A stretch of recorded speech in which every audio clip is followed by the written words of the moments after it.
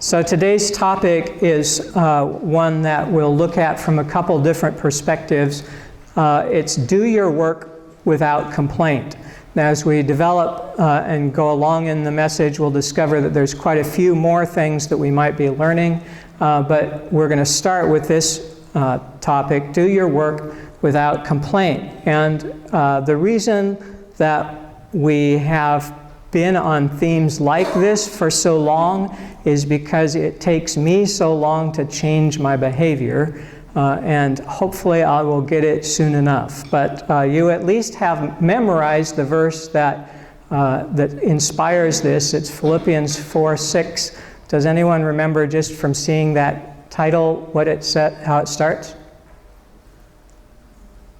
I know once I start it for you, you'll know it. Do not worry about what? Anything. Do not worry about anything. So, should you be worried about Donald Trump? No. Should you be worried about Nancy Pelosi? Oh, no. Neither one of them. Should you be worried about both of them?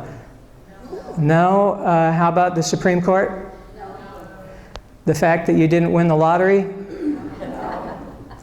No, that category of anything includes just about everything you can think of.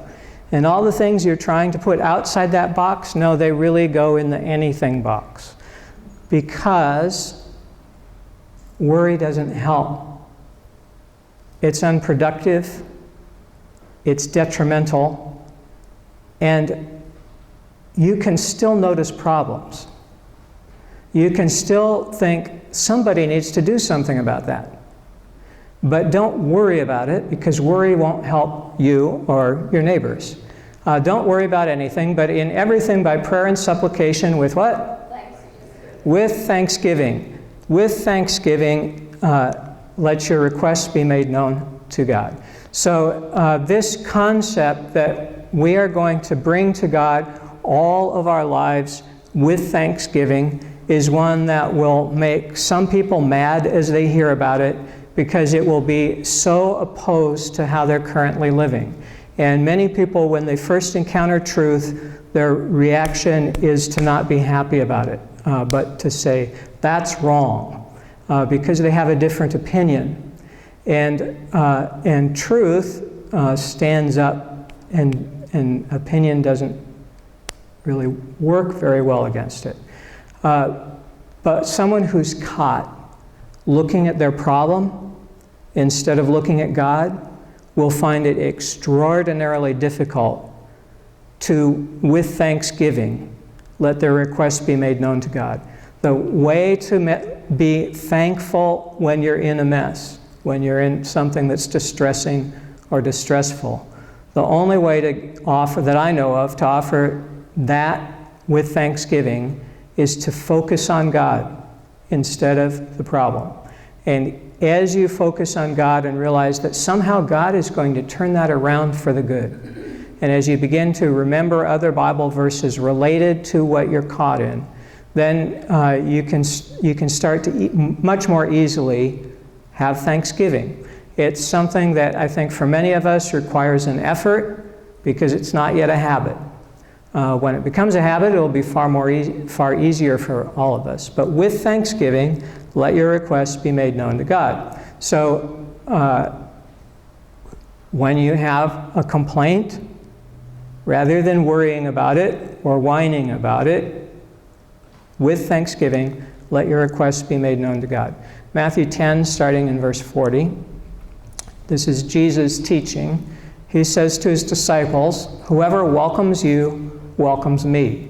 So if someone welcomes you and you're a follower of Jesus, they are welcoming Jesus into their house or into their business as well as you. Jesus goes along with you. Jesus can be inside you.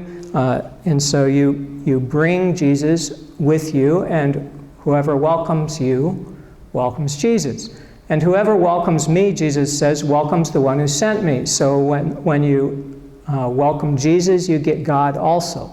So as Christians, we carry quite a bit that the world sometimes recognizes and sometimes doesn't. Jesus says, whoever welcomes a prophet in the name of a prophet will receive a prophet's reward. This is for anybody who wants to take a shortcut to blessing. Usually there aren't too many shortcuts that actually work, but Jesus says you don't have to go through all the hard work of training that a prophet has to go to. You can get a prophet's reward without going through the sometimes painful process that a prophet has to go through to get to where they can deliver God's words effectively. All you have to do is welcome a prophet in the name of a prophet. Likewise, whoever welcomes a righteous person in the name of a righteous person will receive the reward of the righteous.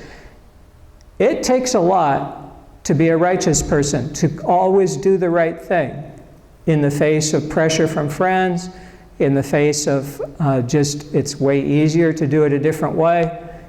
But all the things that the righteous person has had to endure, you can get the reward for that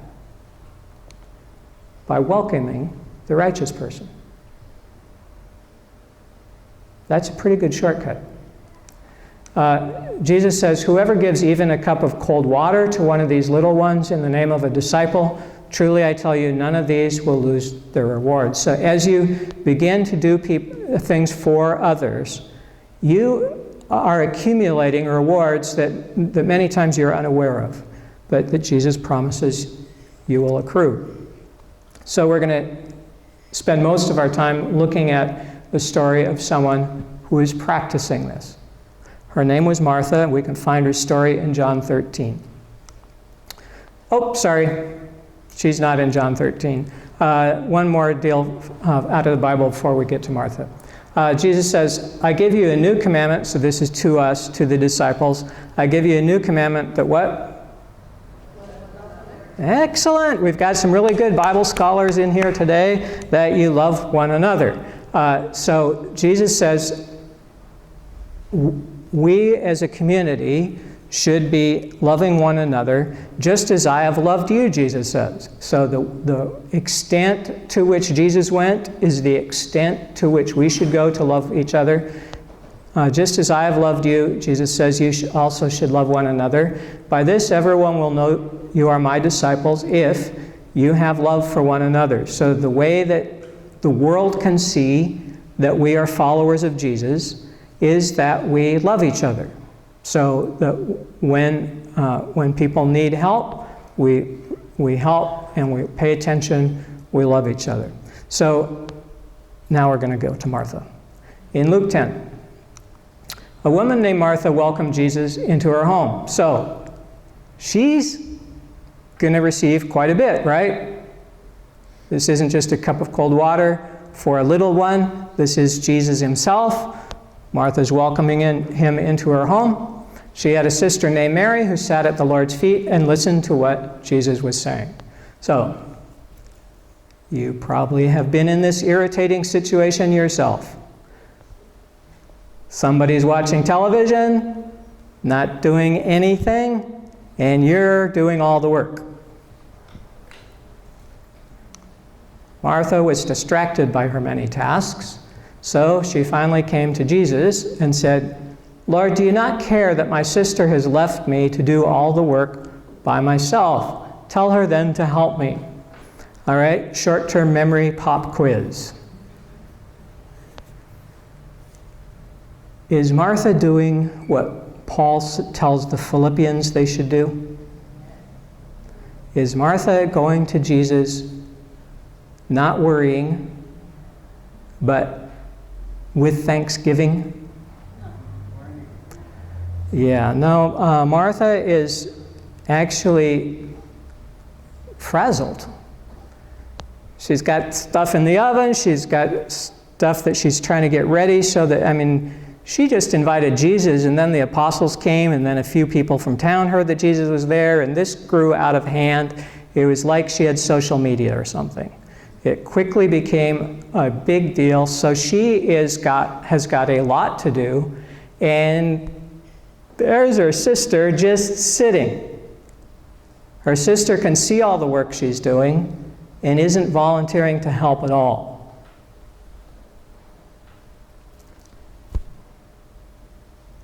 I like Martha. I like working like Martha. Jesus says, Martha, you are worried and distracted by many things. There is need of only one thing. Mary has chosen the better part, which will not be taken away from her. And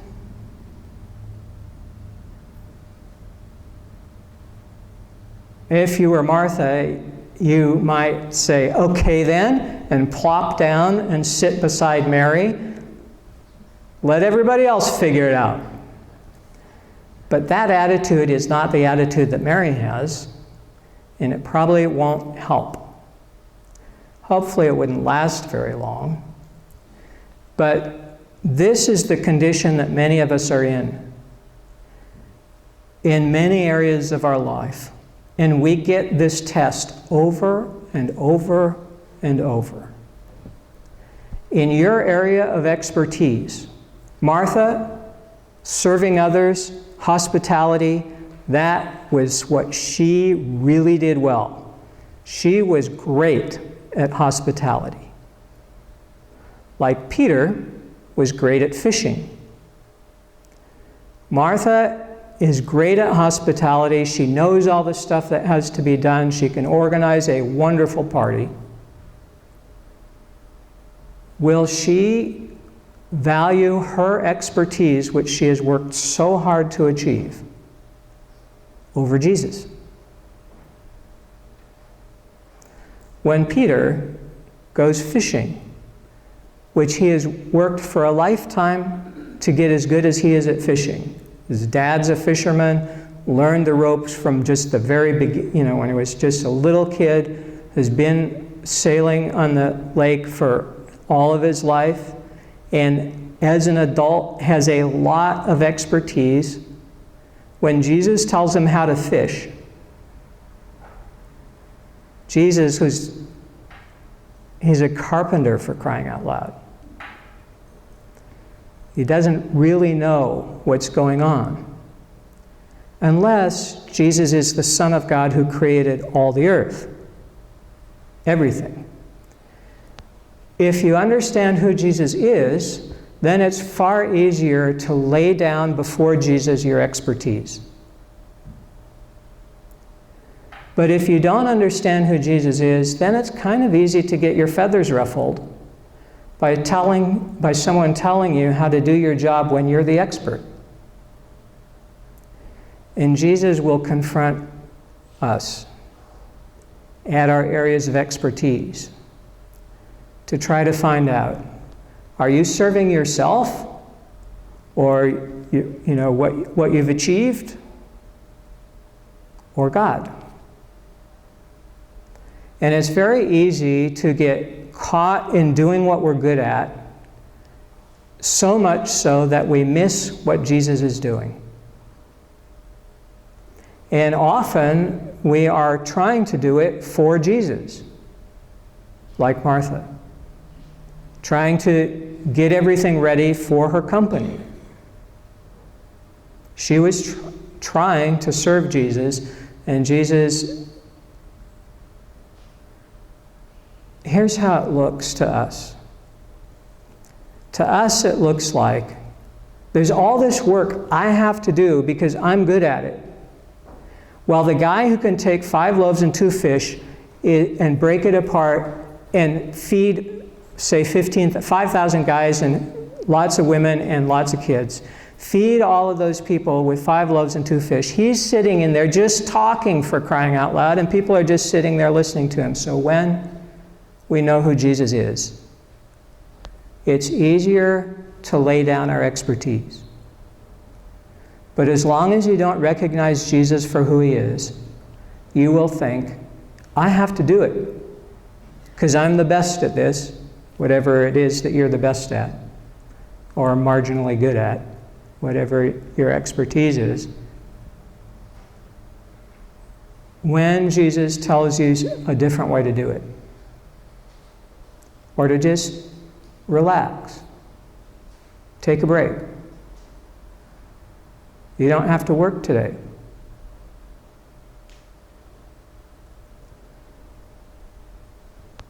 That won't make any sense if you don't know who Jesus is. Because you're the expert.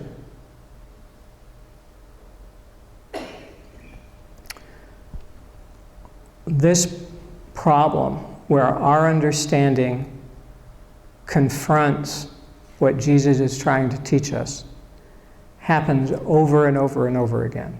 It's not only in our areas of expertise, but it includes our areas of expertise. Questions? Comments? Going to go fast before anybody says anything. If you're ready for a change, the best thing you could do would be to ask Jesus to be your Lord. And if you have already done that, ask for the Holy Spirit to fill you on a regular basis. Ask and keep asking. There's always another level that you can give more and more of your expertise in your life to God. Read the Bible every day. It has information you can't find anywhere else. Find a church where you can grow in faith and do what Jesus tells you to do. Why don't you stand?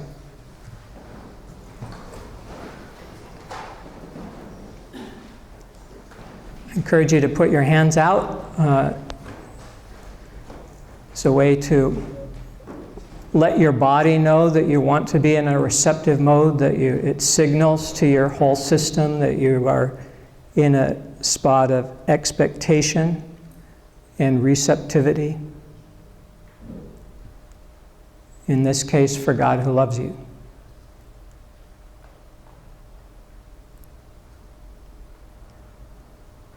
Jesus, there are so many places in our lives where we're experts. We've done a lot to accomplish a lot and to get where we are. And from time to time you come and challenge our expertise and tell us to do something different. Help us to recognize who you are, Jesus. And that when you ask us to do something, it's because you love us. And when you ask us to do something that we can clearly see is just wrong, that's not how it's done,